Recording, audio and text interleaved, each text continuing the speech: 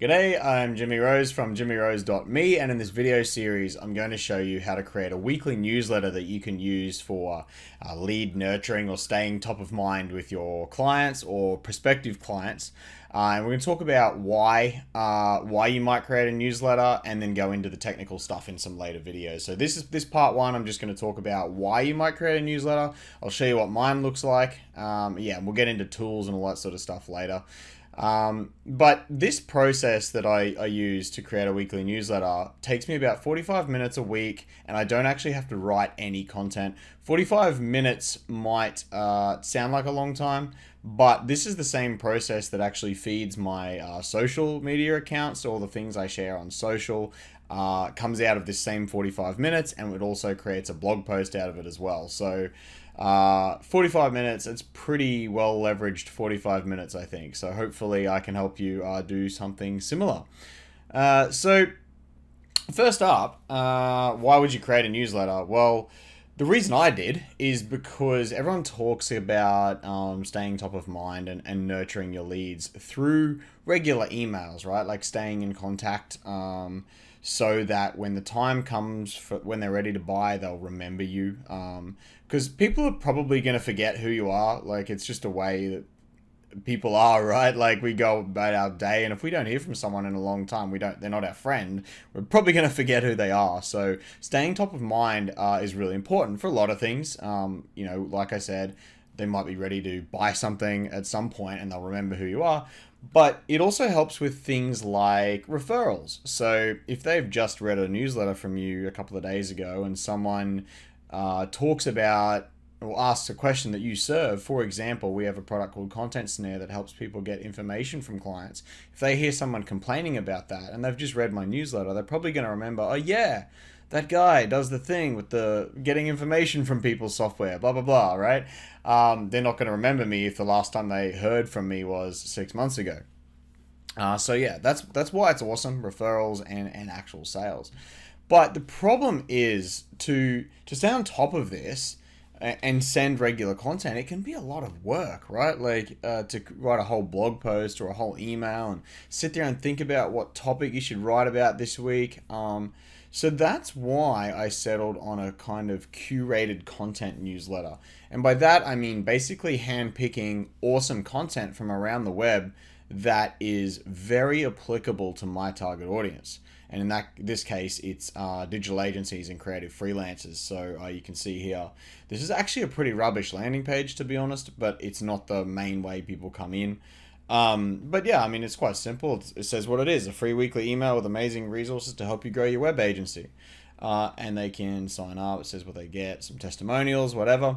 But you can use a newsletter to get people on, like if you're doing local networking, you might ask people if they are interested in something and then sign them up maybe on the spot. You know, you can get people on however you like. I'm not really going to cover that in this video because there's so many ways to do it. You know, events, like people come to your events, you might sign them up if you've got permission. Facebook group, I get a lot of people into this one from our Facebook group, all kinds of things. But yeah, what I really wanted to talk about though is actually well, we kind of covered it, why you might create one. So I'm going to sort of show you what I think makes ours successful. Successful is a relative term, but I think ours is pretty good. We get a lot of good feedback about this. Like, I've had people say that it's the only newsletter they're still subscribed to. And given that our industry has a lot of good newsletters, that kind of blows my mind. So yeah, I think the reason is it just comes down to not posting stuff that's useful enough. Like, it's prerequisite to all of this is knowing your target audience and what's actually going to be really helpful to them. So for a digital agency, I see these other posts where people are newsletters where people are saying stuff like, dropping in like a blog post to, here's the 85 best plugins for WordPress to do bookings or whatever. And no one's got time to read 85 anythings. So posts like that for me are like an instant out. So I focus on things that are actionable, quick to consume or scan, or something that's just really interesting. You know, like sometimes I might post about a security exploit that's happened on WordPress that people should know about. You know, something that people really need to know about, or it's going to help them grow their business and they can action it like now. So those are the things I like to post, and I think that's why we get good feedback. So this is an example. So it comes out by email. And it's quite simple. This is all generated by a tool that I use, which I'll show you in a second. I wanted something which I'm going to talk about more in the next video, that was really simple to create the newsletter, because there's a lot of tools you can use to send a newsletter, but you know, like ActiveCampaign's my CRM of choice. I love it. I use it for everything, but not this, because creating a curated newsletter was just so much easier in this tool called Review. So I actually feed the leads over from ActiveCampaign and then just use this to send the newsletter. So this is what it looks like. This is kind of built in. This comes out every week. That's just like a default section that I can edit. It's got a link there. You can see to view it online, which I'll show you shortly. And then there's a little section where, okay, I lied when I said I don't write any content, but this is just like a little blurb. Sometimes I only write like 2 or 3 sentences, but sometimes I actually write about something I'm thinking about this week or something I think is helpful. And it's, you know, this is a long one, so they're usually not really much writing required. I don't really care about editing them. This is just like a pretty unprofessional thing, to be honest, and I think people kind of appreciate that in a way.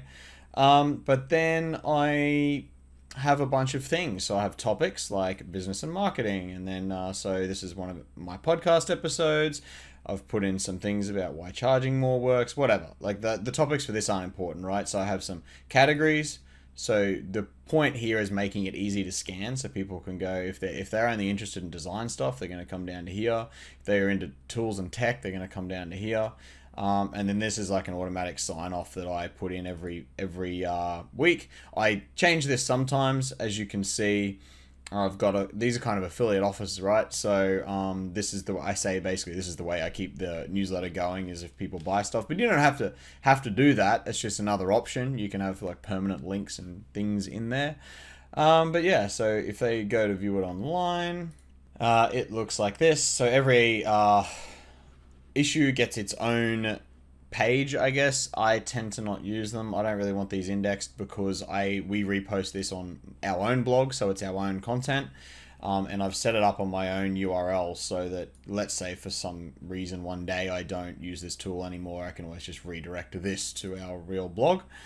But yeah, so that's exactly the same thing. As you can see, it's just viewable online, and it's got the subscribe feature there, but I don't really use this. Like I said, it all comes over from ActiveCampaign. I just use this to send the tools. So that's it. That's all I wanted to talk about this week. Jump on to the next video, which I'll post next week, and I'm going to go into the tools that I've used and the actual setup of how I find the content each week. And then how I get it into the newsletter, so and how the actual review tool works. Thanks again for watching. If you want some more information about automating various parts of your business, process and that kind of thing, please hit subscribe. I'm going to be doing this regularly, so hopefully I can show you a thing or two. Alrighty, peace out.